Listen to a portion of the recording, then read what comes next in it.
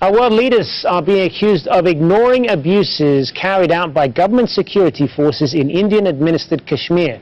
Sohail Rahman reports from New Delhi. It's 20 years since Nazir Ahmed Sheikh had his legs amputated after what he says was torture by Indian security forces in Indian-administered Kashmir.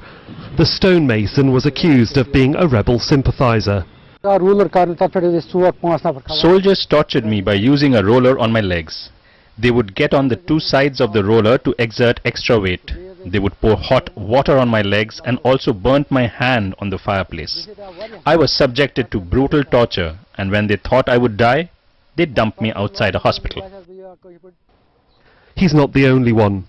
A new report from the Kashmiri human rights group called Association of Parents of Disappeared Persons and Jammu Kashmir Coalition of Civil Society says there were more than 400 accusations of abuse and torture made against India's security forces there last year. This is the report where we are highlighting the phenomenon of torture in Kashmir, right, which has not been noticed internationally like in Abu Ghraib or like Guantanamo Bay.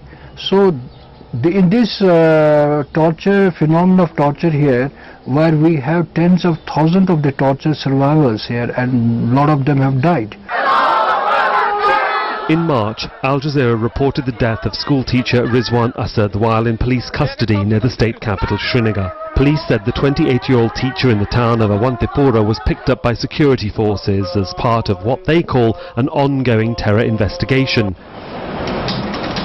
Activists who work with police to develop reforms within the service say change is difficult and takes time. The Indian government has been told by international mechanisms time and again that it needs to ratify the United Nations Convention. I think what's preventing the Indian government is the only thing that's possible is that there is a resistance to hold security force personnel and public servants who are complicit in torture accountable by law.